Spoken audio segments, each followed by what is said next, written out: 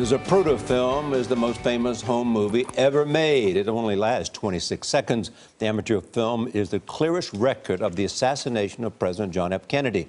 Anthony Mason is here in Studio 57 with a preview of his Sunday morning report on Abraham Zapruder.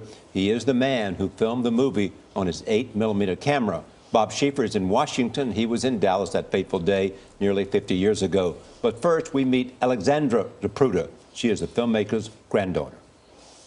This is my grandfather. It must be the 1940s. You can see he was very dapper.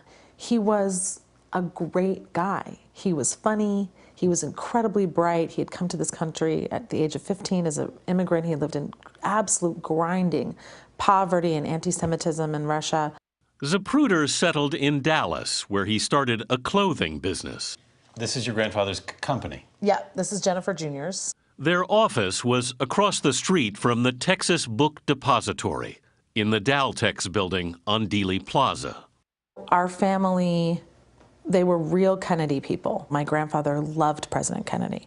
My aunt had gone that morning to Love Field to welcome the president and Mrs. Kennedy when they arrived. Zapruder first thought about filming the president's motorcade from his office window, but instead went down to the street and stood on this parapet. That's him in the hat. He took some test shots of friends, then started his camera.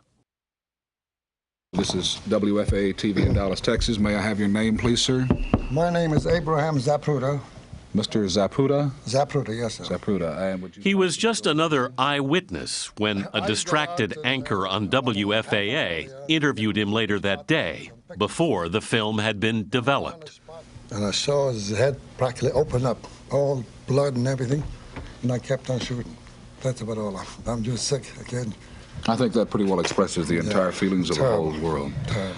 Did your grandfather keep taking home movies after that? No, he didn't. He didn't even want to look through the lens of a camera again after that. I think it was too painful for him. Anthony, talk about this film other than the fact that it recorded this extraordinary historic moment in terms of what makes it so.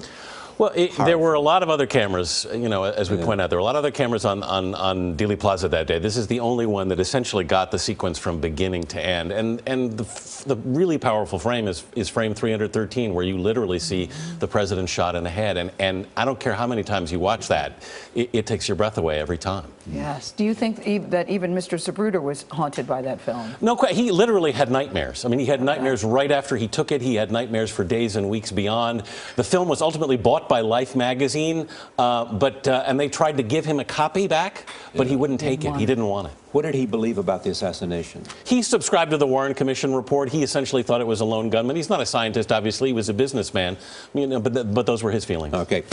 You can see Anthony's full report on Abraham Zapruder this weekend on Sunday morning here on CBS.